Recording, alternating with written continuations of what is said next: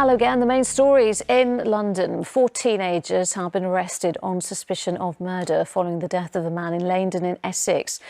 The man, who is believed to be in his 30s, was found with stab wounds at Iris Mews yesterday evening. Police are asking any witnesses to come forward.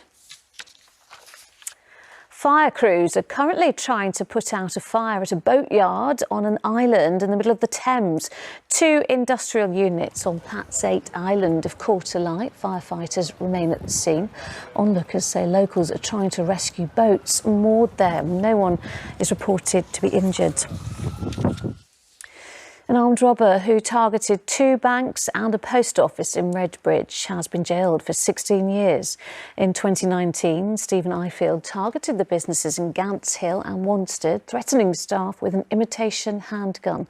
He was found guilty of 2 counts of robbery, 1 count of attempted robbery and 3 counts of possession of an imitation firearm.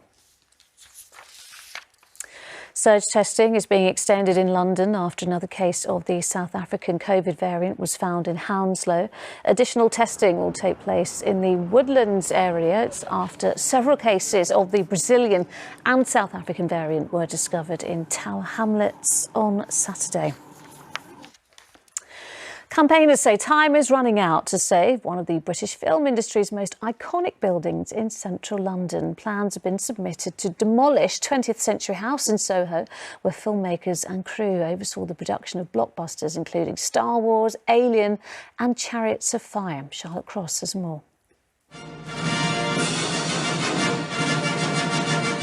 That iconic music, synonymous with some of the film industry's best-loved titles.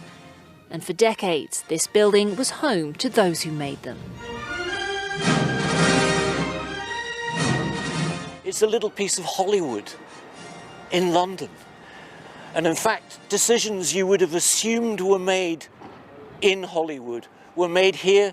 The decisions for Star Wars and Alien and Chariots of Fire were made in this building behind me. Involvement in blockbusters like this helped Britain's film industry boom, with British producers, sound engineers and crews seeing their work pay off come awards time. Chariots of Fire! But now, 20th Century House in Soho has been earmarked for demolition.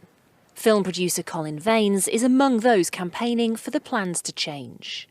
The building has tremendous resonances and connections for people in the British film industry and generally in the entertainment business as well. Out of this building has come not only publicity, distribution and so on, but they've had very serious, production issues have been done as well.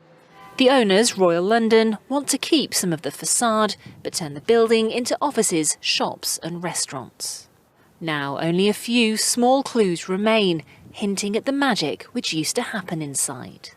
From my perspective, this building is important historically because of what happened inside the building. And the facade retention doesn't really retain its historical significance. We would like Royal London to withdraw its application for demolition immediately and work with the community to find a tenant for the building and refurbish the building. Royal London has been asked for comment. In the meantime, Westminster City Council's public consultation on the plan closes tomorrow. Charlotte Cross, ITV News.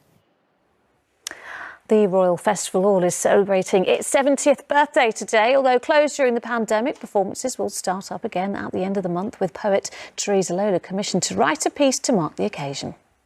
So the poem is titled Offerings in Exchange, and it was a poem to capture the energy of the festival hall, just its deep history, and it's an eclectic space that has welcomed artists from different walks of life, different parts of the world, and it's also a space where what you appreciate is the exchange between the artists and the audience.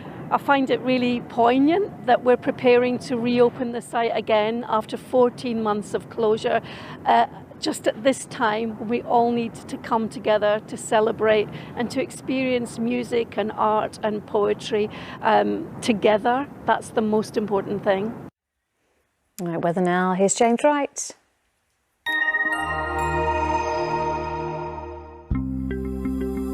Making the most of it, whatever the weather. Octopus Energy sponsors ITV London weekday weather. Hey there, good evening. Hasn't been too bad a bank holiday Monday for us. Unfortunately, all going downhill now with lots of rain around. In fact, rather unsettled over the next few days.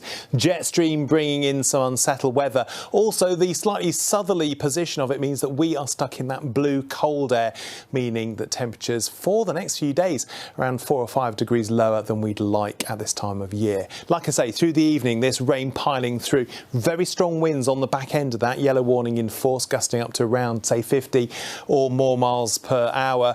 And then once that clears, we're back to clear spells for a while, and then the showers start to pile in. Strength of the breeze starts to ease off a touch, but enough of a bluster out there to keep the temperatures on the relatively mild side, lows of 7 or 8 Celsius. It means that Tuesday's set to be a case of sunny spells and showers, sort of weather we'd expect in April, except it's in May. In fact, the temperatures are a bit April-like too. Quite a rash of showers into the afternoon, at least some sunshine out there in between the wet weather, but it is, as you can see, remaining on the chilly side. 13 or 14 at best. A risk of more showers again on Wednesday. Octopus Energy sponsors ITV London weekday weather. And that's it. We're back tomorrow with updates in Good Morning Britain. Bye-bye.